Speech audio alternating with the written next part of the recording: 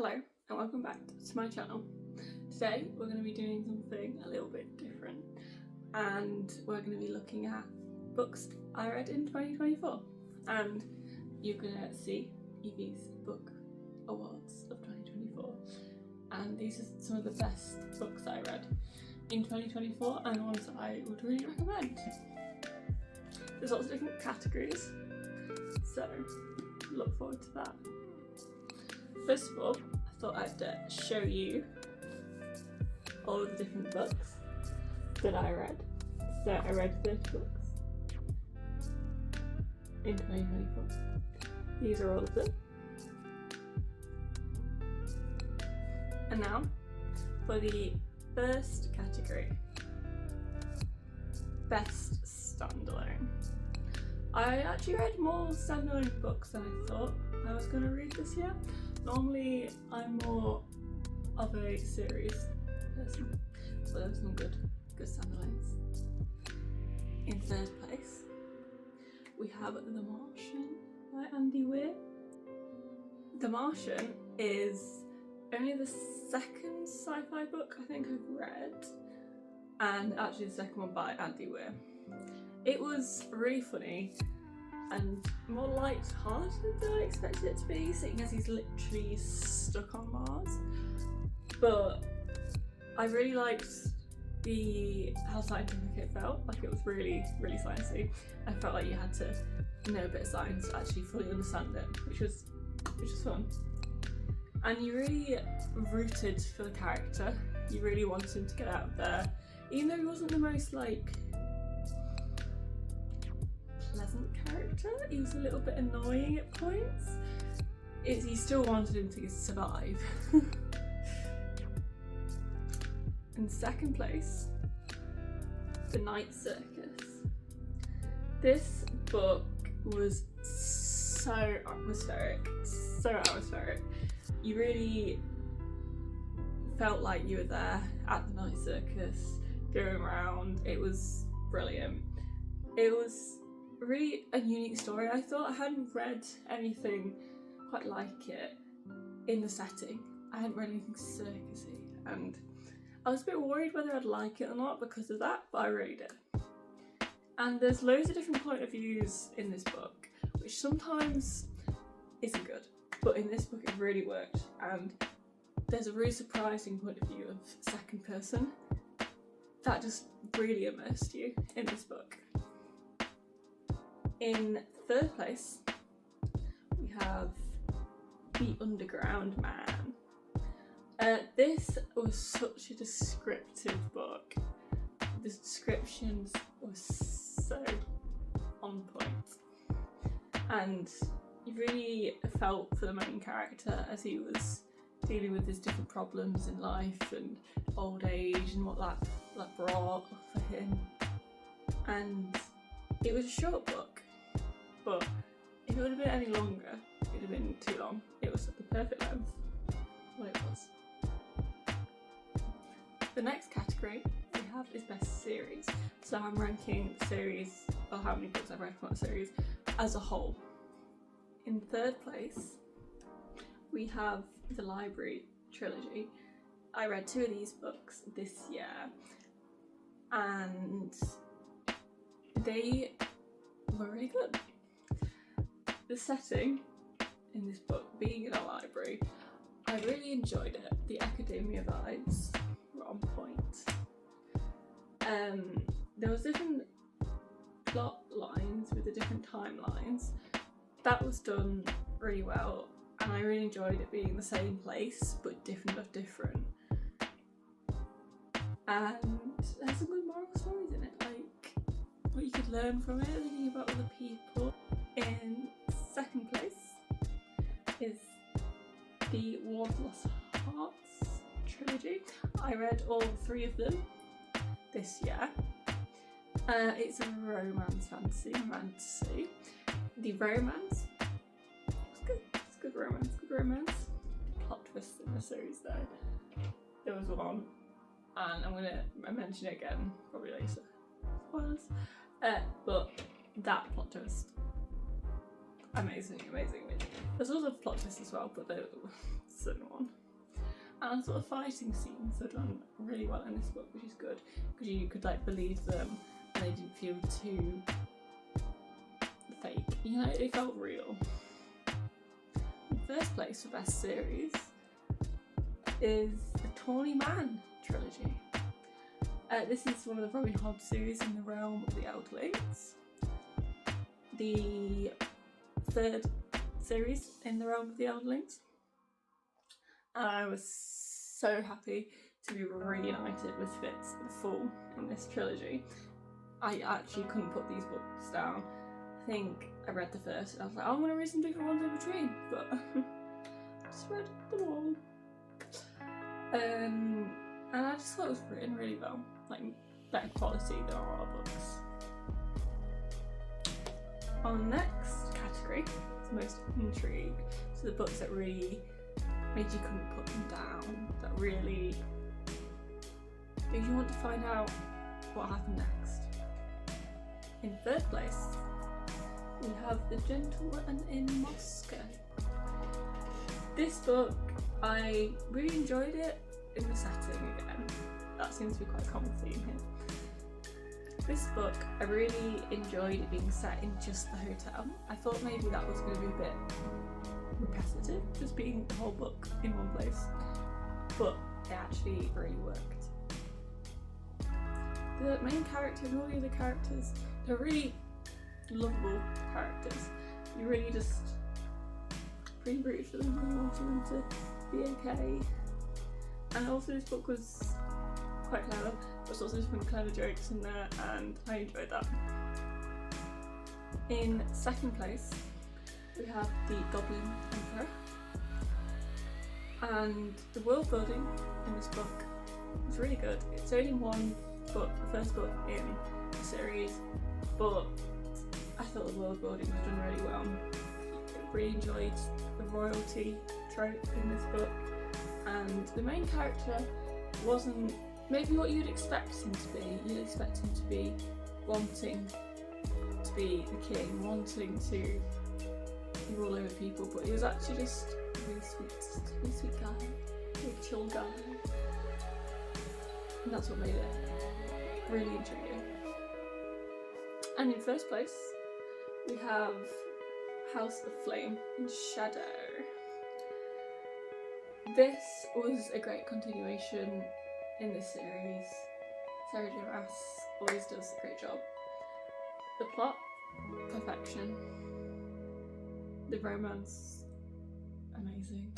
You know, it was a great continuation in the series.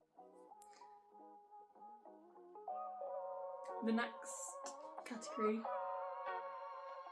is best plot. So which book is the best plot? In third place we've got The Shadow Cabinet. The setting in this book was in a government shadow cabinet, obviously.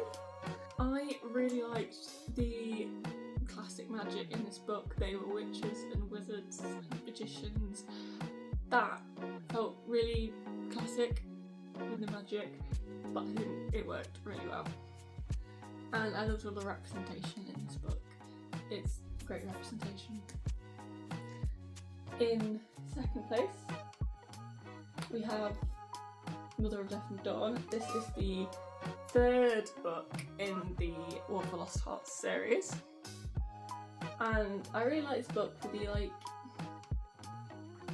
and the series in general, how it did the inner monologue. I'm not going to spoil that and explain what I meant, but I thought it was really interesting having something that one character could just hear and their thoughts and how that was done.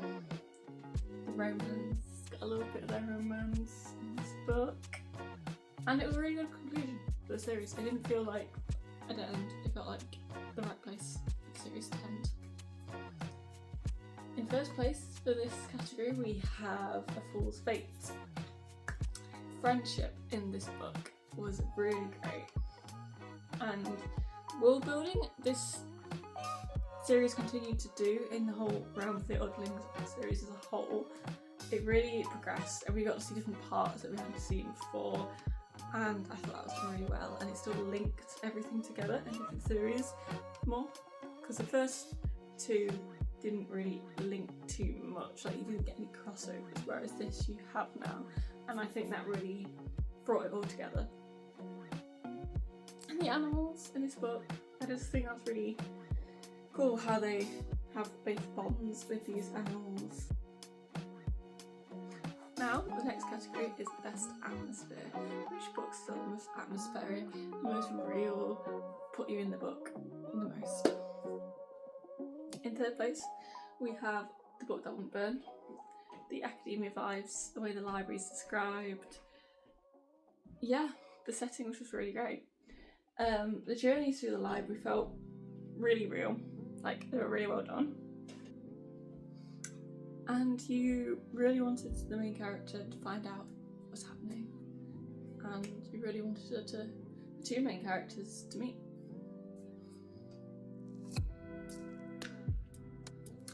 Second for this category is The Underground Man. This, again, I've talked about this book already, the descriptions, and the way it talked about his memory, losing his memory, that was just pretty well done. And he was just a little quirky little man. In the first place for this category is The Night Circus.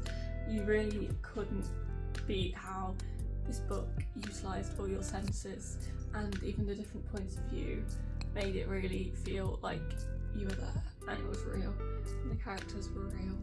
And obviously this book was set mainly at night, and that's quite unique for it to be night, obviously when most of the main things happen. And I just thought also the clothes, the descriptions on that was really cool. The next category is Best Character. In third place we have Rachel from the War of the Lost Hearts trilogy. The character development for this character was on point. There was so much change, but it felt so real, and it felt more real because it wasn't a linear change in his character either, the way she developed. And there's such a deep history of this character that was really thoroughly explained, and it really made all her choices make sense. And the anger this character had was very real. Felt enraged. Somewhat. In second place we have Alexander from A Gentleman in Moscow. This is the fairy tale from the series, the limited series from it. Also would recommend watching. Great. His personality was just really good, and he was just really caring. You just really felt like you understood him. In first place we've got Fitz from the Tawny Man trilogy. Again, the character development for him, I felt like it was really well done. The way he experienced grief throughout the series as well, and how his different relationships with other characters were really well done, and how they changed and developed. Amazing. Now the final most anticipated category is Best Book. Now these are the top 3 books I think I've read in 2024. Drum roll please. In third place we have House of Flame and Shadow. Yeah, so this definitely had to make it there, being the next Sarah J. Maas book. The only one I've actually read in 2024, which is mad. All the characters' development in this, it's just a great progression in this series. I love the world.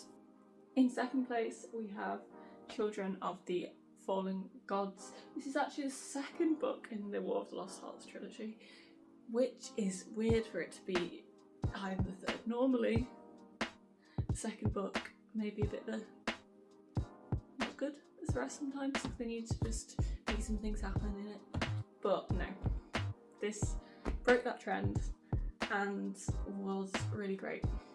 There's a certain plot twist that happened in this book and you can't beat it. You can't beat it. It was great. The magic I felt was really cool, and the romance. God, I keep mentioning that romance. Great romance. So in third place, the best book I read in 2024 was The Golden Fall. Again, a second book in the series. Second books are really winning in 2024. This book just fits in the fall. You can't beat them at all. You really can't. They were amazing together. The world building in this book, going to different places, I've talked about that, great. And descriptions, the writing was amazing. So, thank you for joining me. Thank you for watching this video. I know it's a bit different, but if you think I should continue to book related videos, please comment down below. Or if there's any books you thought were really great in 2024, leave them down below again. Thank you for watching. See you next time.